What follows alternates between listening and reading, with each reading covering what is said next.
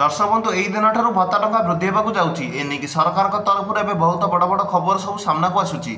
सरकार तरफ एवं जना पड़ी खूब शीघ्र भत्ता टंकाटी वृद्धि होगा जाऊँगी और 3000 टଙ୍କା समस्त को मिलवाक जाऊँगी। एने खूब शीघ्र सूचना सरकार दबाक जाऊँगी। से कौन आसी खबरटी भत्ता टंका केउं दिन ठार बढ़ो केउं मानक मिल 3000 टଙ୍କା केउं मास ठार मिल आसतु संपूर्ण खबर गुड़िक ये वीडियो माध्यम जाना तेणु वीडियो शेष पर्यंत निश्चय देखूँ।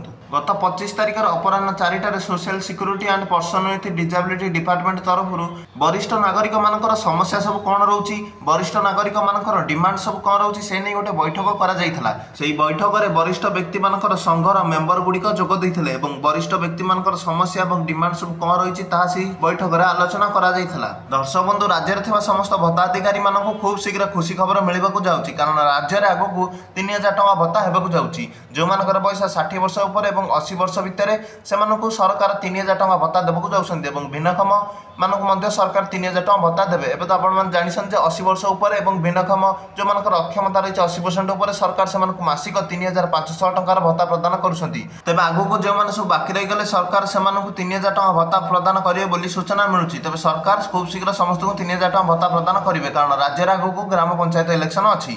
वीडियोटी भल लागिले वीडियोटी को लाइक एवं चैनल को सब्सक्राइब कर दियंतु।